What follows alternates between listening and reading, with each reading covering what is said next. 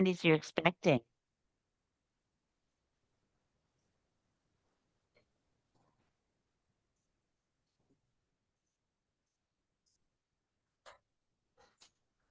Hi, everyone. Thank you for your patience. As you know, this is a very busy time for our political leaders, so we thank you for hanging around. My name is Anna Schuett. I'm the Communications Director at Electric Mobility Canada. Thanks for joining us for a pre-election one-on-one discussion between Elizabeth May, co-leader of the Green Party, and Louise Lévesque, Senior Policy Director at EMC. During this webinar, we will learn where the Green Party stands on electric mobility across the country.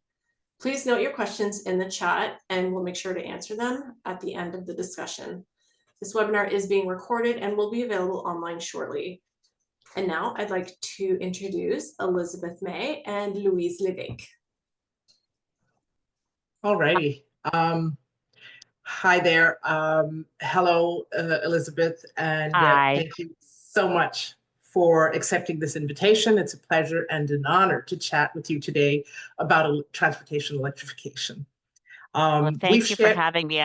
Again, Yes. Apologies for being late. Yeah, no problem. We understand it's a busy time. So we have shared our priority recommendations with the federal parties, and for our conversation today, we also shared a list of 10 questions. We're going to cover those questions first, and then at the end, I'll invite you to add other comments that you may want to address that we haven't already discussed. So if you're ready, I would start with the first question. All right. What is your party's proposal to support the purchase of an electric car, light truck, or motorbike? Now, we don't have in our platform specific dollar amounts for rebates, but let's be really clear, the foundational piece of our strategy to deal with climate is basically electrify everything. So our key infrastructure is to have an east-west, north-south functioning electricity grid to be 100% renewable energy. We specifically, in relation to electric vehicles, the platform's very clear to ban the sale of internal combustion engine passenger vehicles by 2030. And of course, exempt new and used zero-emission vehicles from federal sales tax to promote access for consumers and to drivers to vehicles that are pre-used. It's been really hard to get access to more affordable electric vehicles because of the difficulty in getting a used vehicle. And of course, we'll expand EV charging stations at all federal facilities across the country. And that, of course, includes, when you're looking at a federal jurisdiction, includes over airports. We need to have EV charging stations in all the parking lots for all the airports. But of course, we're talking about electrify everything. We should be having solar panels on the roofs of all those airports, all those facilities, all those shopping malls, so that you're actually recharging your vehicle from solar that's probably creating a roof that also shielded your car from the sun while you left it parking. This is an integrated strategy. So I'm sorry to say that I know the question was really geared around how much money would you get in a rebate. To make it work, obviously consumers receive rebates, some at the provincial level, some at the federal level. There's nothing in our platform that would not be in favor of that. We just haven't put a dollar amount there. Okay, that's okay. All right, and we certainly support. We support it clearly. Yeah. We just don't put the dollar amount in. All right, that's okay. So we have a similar question about your party's proposal to support the purchase of electric medium or heavy duty trucks. So I'll let you, I suspect it might be similar, but I'll let you address that. Well, it's also a regulatory question. Right now, light duty trucks and sport utility vehicles are exempted from the regulations around air quality. They're exempted from CAFE standards in terms of corporate average fuel economy. So that's why so the regulated piece is to make sure they're no longer exempted, which would have a significant impact on the cost of those vehicles and make it more affordable for people to shift to electric alternatives. It's really clear that the preferential treatment given SUVs and trucks on the question of direct air pollution, not just greenhouse gases, but exhaust of all kinds. That exemption from the CAFE standards has been an unfair advantage to SUVs and light trucks, and that will end. That will then, of course, begin to equalize the costs, and we will, of course, continue to support the purchase of electric medium and heavy duty trucks, especially as they become more available. And we certainly want to make sure that strong support for local orders of government being able to purchase electric buses for public transit within communities. All right. Well, that was my following question. Sorry. Exactly. Yeah. That's okay. That's okay. Electric transit buses and school buses. Do you have anything specific about school buses? Well, absolutely, and we have for years as a party opposed any school buses running on diesel. There's a Mm, very clear connection for health for school age. I mean, children have air related health issues, air pollution related health issues in asthma, respiratory illness. It's absolutely a place where the connection is in your face between health issues for children and school buses must not be diesel powered. There's a very clear connection on the public health data. So electric school buses are a priority for climate related reasons, but also for the health of the children. yes, absolutely. That's also important at Electric Mobility Canada. It's not just for greenhouse gas emissions, it's also Yeah. air quality. Yeah. Well, I mean, if you look at the Maquiadora, that was one of the first places that the evidence came out of how bad it was, the lung issues for children in Mm, Maquiadora areas of Mexico, where the lack of air pollution standards and the number of diesel buses going through communities, there was a really significant health impact and an impact on life expectancy mm. because of relying on internal combustion engine fossil fuel vehicles and particularly diesel. So that's known in the health community. It's well, it's clearly policy for Greens and has been for a long time that no school buses should have internal combustion engines and be running on diesel. And now that we have access to electric vehicles instead, it's a no-brainer. Yeah, okay, super. You touched a little bit on charging infrastructure, but we can move into that. Do you have any proposals to support public charging infrastructure deployment for light duty vehicles and also for commercial fleets? Well, the main thing again here is that our entire electricity grid has to be non-carbon, based on renewables, and then the infrastructure that flows with that. So the bigger piece of infrastructure for us, and I don't want to duck this second question. Of course, we need more access to charging stations, but we need to make sure, and this is where the bigger investment takes place. This is where we don't want to see the infrastructure bank, for instance, funding things outside of key infrastructure for climate. First and foremost, we need a functioning smart grid, an electricity grid that operates across Canada, east, west, and north, south. And of course, we need the charging station infrastructure. But once you have a home, for instance, that's running carbon negative, once you get in heat pumps and you have solar panels, so it's everything all at once. It's not one siloed program at a time. You need to make sure that every building in Canada is operating to maximize its own carbon neutrality. It can, I plug in my electric car to an outlet outside. It's not difficult. Yes, public charging station infrastructure is very, very helpful in promoting use of electric vehicles. It's more convenient. They recharge faster. But ideally, we're looking at every building in Canada being carbon negative and able to power a vehicle from the built infrastructure of homes, apartment buildings, hospitals. If we're looking at a complete overhaul of the expectations of our infrastructure to go from being what we have now in terms of provincial monopolistic power utilities that charge what they want because their consumers are captive and then they continue to burn fossil fuels to generate electricity.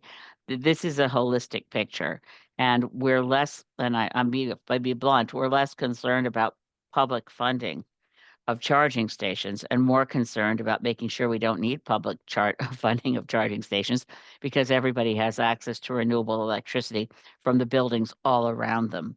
And the grid then functions like a big battery.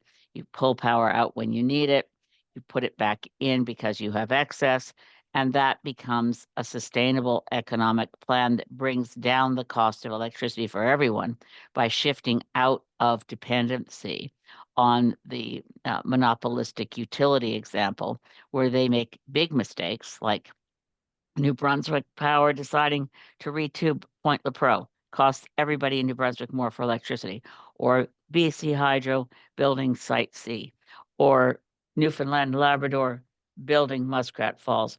All of these decisions make electricity cost more.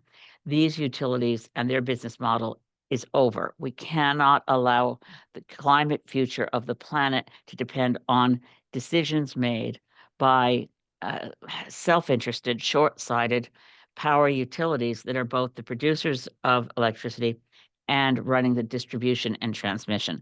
That is, as in the European Union, should be completely separate. Then we have competition in who's producing the energy. We need to democratize the production of electricity so that every community, every homeowner, every institution, like schools, hospitals, universities, community town halls, you name it, power themselves right now. It's cheaper. The solar panel technology, photovoltaics are now cheaper than coal. I didn't think I'd see that day in my lifetime.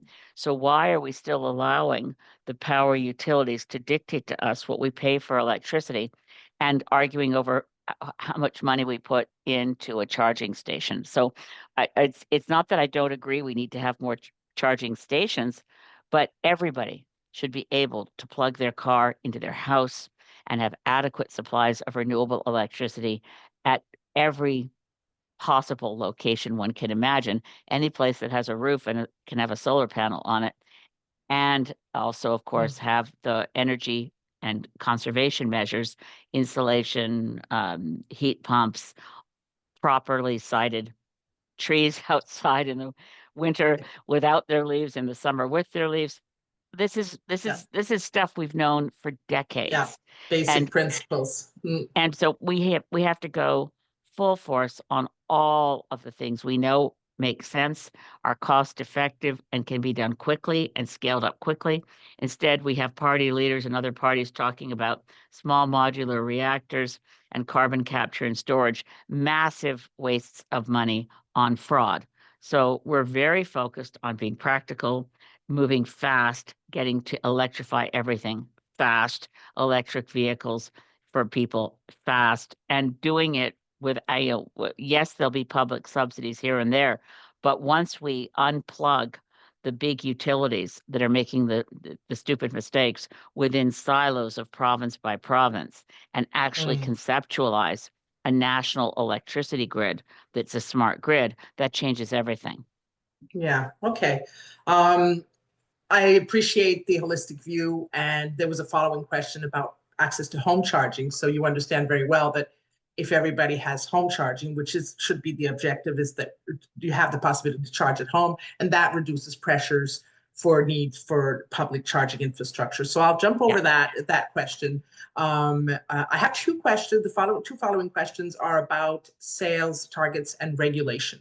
So I have one side for light duty vehicles, and the following one would be on medium and heavy duty vehicles. So we currently do have an availability standard. I'd like to hear what your party's proposals are on that topic, and also about regulating eventually medium and heavy duty sales. Well, we have to ban the internal combustion engine, period, right? And that will start with all passenger vehicles, no new sales of internal combustion engine vehicles by 2030. Now that's on passenger vehicles, but we extend that over time to other vehicles because the internal combustion engine is no longer, it's outpaced by technological change. It's like arguing about buggy whips and horses and when we're going to phase them out in favor of the Model T. I mean, the technological change is a disruption. This is not planned government phased in change. If it's planned government phased in change, it doesn't happen fast enough. We need rapid disruption that puts the fossilized industries out of business quickly. They won't like it, but no industry that, I mean, like, gosh, Kodak film saw digital cameras coming and still couldn't adjust fast enough. That's just the nature of disruption. The renewable energy technologies are coming along faster. Electricity is coming along faster.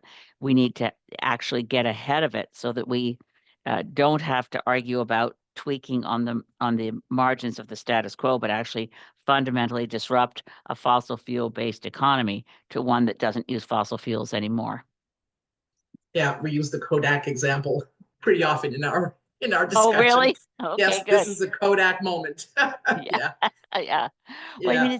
it's you know, it's we've seen it over and over again. The technological changes that I mean, you've probably seen a million times that photograph of the Easter parade in Manhattan, where the Mm, question is, see if you can spot the yeah, car, yeah, and then within 10, I think it's 10 years later, can you spot the horse and carriage? yeah, Technological change when it comes because of disruption. And, the famous line, the Stone Age didn't end because we ran out of stones, because there's yeah, something better.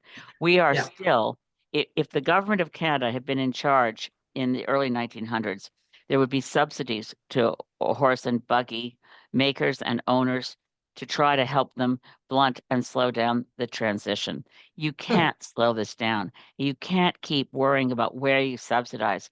It it does matter, of course, to help yeah, consumers get solar panels on their roofs. But one of the things that would really help is if the government of Canada stopped charging such high tariffs on solar panels. We have lots of businesses across Canada that may now have people employed installing solar panels. And then you've got the utilities saying, we're not going to let you store your solar with us. We're not going to let you pull it out when you need it. So feed in tariffs, the things that we do to make sure that renewable energy and renewable electricity can be scaled up as quickly as possible is essential, and not wasting billions of dollars on ongoing subsidies to slow things down, like carbon capture and yep, storage, all the things that governments bet on the wrong things because the status quo voices and the big business lobbies of the status quo are louder than the voices yeah, of yeah. of people who actually see this the climate crisis galloping over us. It's not even galloping towards us. It's here and it's galloping over us, and we're still arguing about whether we should be permitting the regulated. I mean, we're certainly in this election campaign not hearing much talk about No, regulations, but we hear pushback uh, on emission caps. We hear everyone abandoning en masse, except for grains, carbon pricing. Um, We're in a crisis moment, yeah, we see, and yeah. so And our we, platform speaks to this in real ways about modernizing transit across Canada. Yes, and also public transit outside of urban areas. So I absolutely. know this isn't what we're focusing on today in terms of personal choices of vehicles, but it's an outrage that in a modern, wealthy, industrialized country like It's, Canada, where we don't yeah. have any bus service if you're in rural Canada. And it's also, I'm going to segue into the next question. It's also an opportunity to address the economic potential of this area. And I have a question about supporting the Canadian EV supply chain from critical minerals to assembly to recycling batteries, for example, and research and development to help accelerate that disruptive change. Yeah.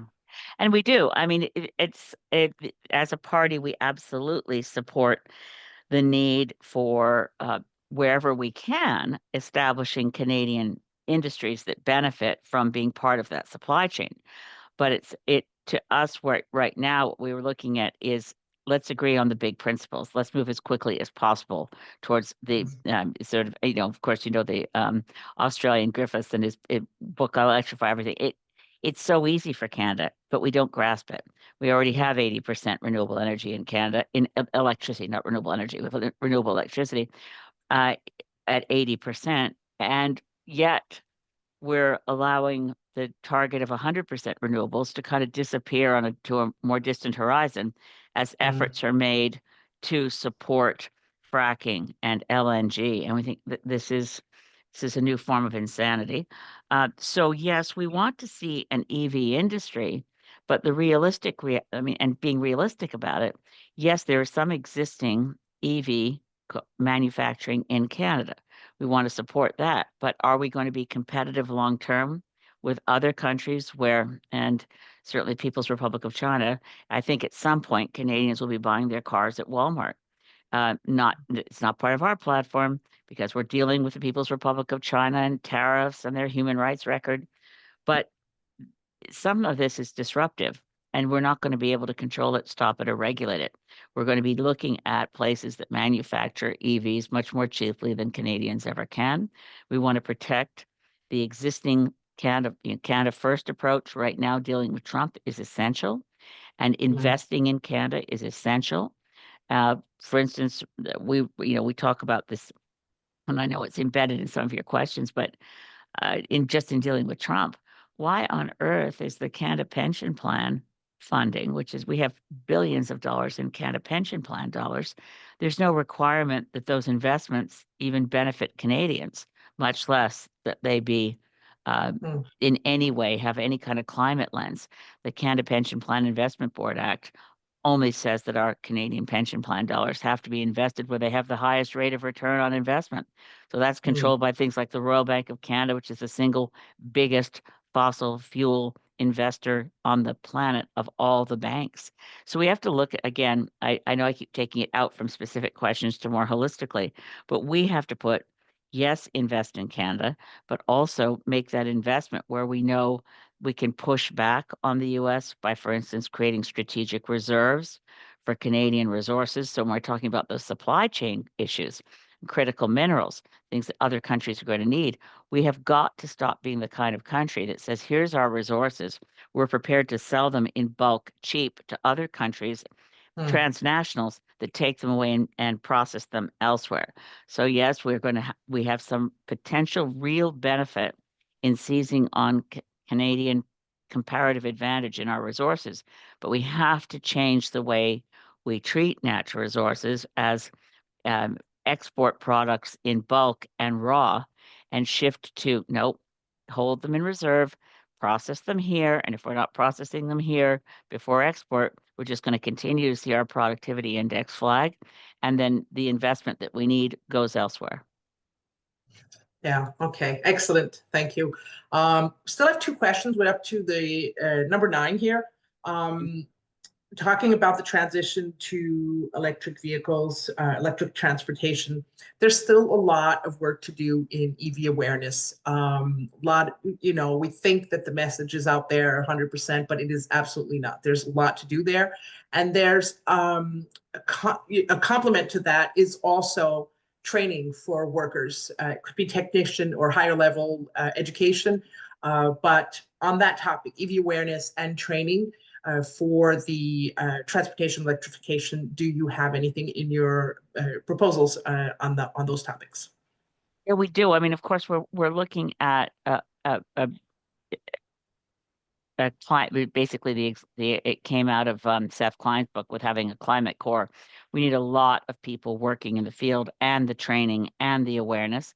Of course, in terms of electrification and making sure people understand that, I mean, there's, as you say, there's a lot of, I'm reading into your question that the awareness isn't there to know that, yeah, actually, electric vehicles work great in cold weather. Yeah. And yes, you can actually rely on, you don't have to have range anxiety. You can absolutely rely on an electric vehicle and enough recharging stations along the route that you can continue to travel. But again, we have to electrify and expand our passenger rail. Our passenger rail is still dependent on fossil fuels.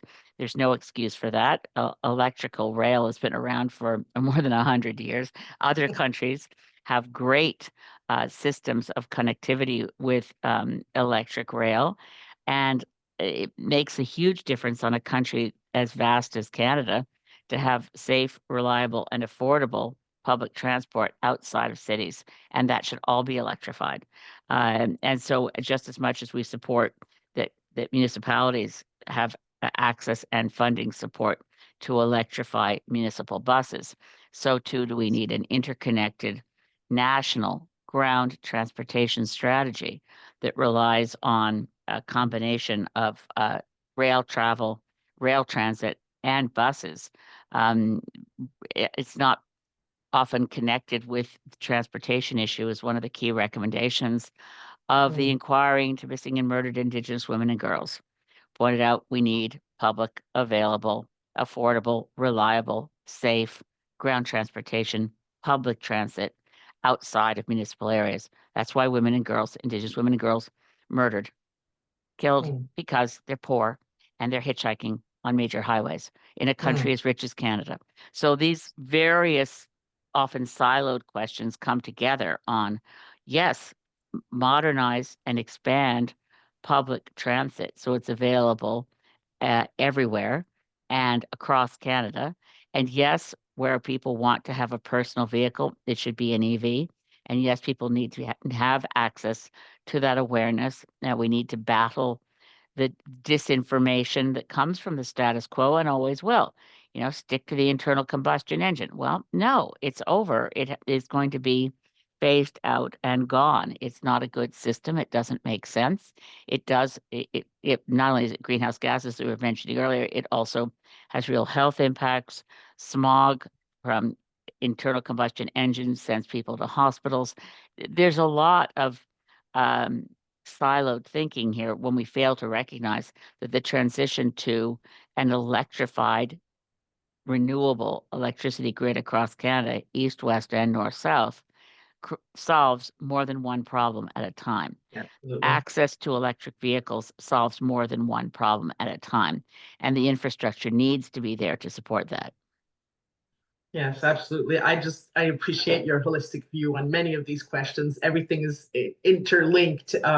Yeah, so We live in a polycrisis world, and we don't have the luxury of solving one crisis at a time. So where we find a solution that works for human health and social justice and human rights and climate and our economy, those are the solutions that rise to the top for Greens when they solve more than one problem at a time. yeah, excellent. So one last question, and this is part of our polycrisis life right now. In light of the tariffs, the current situation with the tariffs, do you have specific proposals to support Canada's EV industry and its workers? Well, yeah, because we're looking at any retaliatory tariffs collected, and we can't be quantified. It's too uncertain. So in our budgets, I know that other parties have said we'll take that amount of money, and they imagine they can project how much that's going to be and make sure it goes to the workers. We would do that, but we can't quantify the amount of money that's going to be Mm. because it's impossible, especially given that Canadians are moving rapidly away from buying U.S. products. But in terms of protecting all parts of our industries, I mentioned earlier the um, strategic reserves of natural resources, including of course critical minerals, but also all of our resources, we need to be able to say whether it's aluminum or potash or bitumen or Mm. softwood lumber, that we have a strategic reserve. And that's designed to protect the workers. In terms of electric vehicles in particular and the supply chain around electric vehicles, we don't have anything specific to those workers, but we do, or that industry, because what we're trying to do is protect and insulate our whole economy so that we insulate ourselves from dependency on the United States by developing more supply chains and trade relations. We already have trade agreements with the European Union. We have trade agreements with Japan and South Korea. We need to make sure that those are more robust, that we have more diversification of our markets and connecting where we have manufacturers and we have workers who are suffering as a result of Trump's tariffs. We need to make sure that we do everything possible uh, to avoid that suffering by both improving our own uh, Canadian economy, getting rid of interprovincial trade barriers, and at the same time assisting businesses within Canada make the connection with where there are markets other than the United States where they can avoid the retaliatory tariffs. And at the same time, of course, where there's nothing to be done other than provide financial supports so that businesses don't go under, that needs to be done too. But in a hierarchy of priorities, for us, the first thing is, rather than fighting over where you buy the bandages, the first thing is to stop the injury. And that's the way we approach this, through a combination of tactics of strategic reserves and diversifying and creating stronger trading relationships with other countries, and making sure that when it gets down to the point that you can see a Canadian business is about to go under, Canadian workers are suffering from the chaos created by Trump, that yes, that we have the financial resources to insulate individual businesses, individual entrepreneurs and families and workers and communities through the same kind of programs, and the ramping up that was so quick during COVID, the same kind of scale of effort where it's needed to ensure that we leave no one behind. All right, thank you so much. Thank you for answering our questions today. So before we go to a conclusion part of this, do you have anything else that you would like, that we didn't address in this conversation, that you would like to share? Well, there's just so much. We have the green platform. I'm really proud of it. I mean, the idea of, we used to have Canada savings bonds. We want Saving Canada bonds, and we got the Parliamentary Budget Office to cost this. If we want to take, I mean, we're dealing with a bully, and that bully is 10 times our size. So the kinds of things we can do have to go beyond retaliatory tariffs, as we said, protecting our economy and making Trump back off. Well, one of those strategic reserves should be something that American farmers need. They've already bought the potash for this growing season. But if we buy up all the potash for next growing season, and Canadians do it through Saving Canada bonds, they'll have a good return on investment, guaranteed 5% return on investment. And we just don't sell our potash to Americans until they're screaming for it. That becomes much more strategic than trying to trade, body blow for body blow with a bully 10 times our size. The other thing we have to think about is global. Where is Canada in the world right now? We're in a sea of chaos. We need to be strong, and we need to link arms with other democracies. We're dealing with a global threat of fascism. We should name it. We should be prepared to address it. And we should know that those countries around the world that are our allies and also democracies need to be we need to be more strongly allied. We need to name it. We need to create a new, and in one of our Jonathan Pedno, my co-leader, described it as an economic NATO. We need to be clear on where our friends are and do everything we can to strengthen and fortify that relationship. And we must not, just as I said, within Canada, we can leave no one behind. Globally, we've now got Donald Trump killing, while it was Elon Musk on his behalf, killing USAID that helps the poorest of the poor. And then we have Pierre Poilievre in Canada saying, oh, we can cut aid to developing countries. We're already one of the stingiest of the donor nations. Other countries already make sure that their overseas development assistance is 1% of their GDP. In Canada, it's still at like 0.2%. It was Lester B. Pearson who set the target. It's known globally as the Pearson target of 0.7% of our GDP to overseas development assistance. No one in this campaign is talking about overseas development assistance, but if we want anything like a stable world in the future, we cannot ignore that when Trump pulls out of the World Health Organization and Trump cancels USAID, that's going to mean millions of more people dying of HIV. That's going to mean millions. It means potentially that having nearly eradicated polio can come back. We have got to increase our overseas development assistance to step up our efforts globally as Canadians and as a nation and as a government to say we're not going to stand back and be observers in the demise of a global world order that was relatively working. I mean, obviously, there were still massive inequities between the billionaire class and people who can't put food on the table. It's not like it was a perfect world, but Trump is turning a relatively functional, multilateral collection of agreements between the nations of the world, whether it's the Paris Agreement or the general agreement on tariffs and trade in the WTO. I mean, Trump is taking a world order and treating it like a snow globe that he's shaking and is about to smash to the ground. We can't be observers to this. The climate crisis, yes, is very much part of everything you're about as electrical mobility and the shift to electric vehicles, the shift to electrified transportation. But our vision has to be broader. Our perspective on what's happening to the world right now and the risk to democracies, the risk to our biosphere, the risk to indigenous peoples, the risk to the poorest of the poor. None of this can be ignored till we have time later. It's defending Ukraine. It's all now. It's in real time now. And we can't push anything back till we have time later. We don't. We only have time now. Thank you. Very well put. Thank you. Thanks. And thanks for your work. I really appreciate it. Thank you so much. That's appreciated. Yes. Thank you too for your leadership and your dedication to your party and to your place in Canadian politics. All I really have is dedication to my 6-month-old granddaughter. Wonderful. Yeah. Angry grannies are going to save us all, coupled with 20-somethings that have decided their future matters more than older politicians seem to know.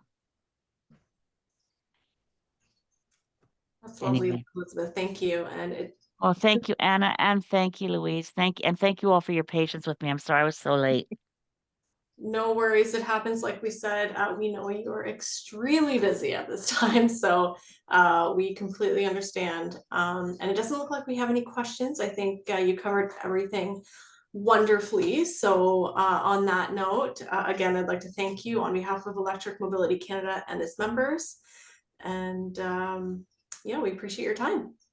I appreciate yours, and I'm sorry that my answers were inevitably at a broader perspective than the specific questions. So I hope you don't feel let down, but we're with you and we really appreciate your work.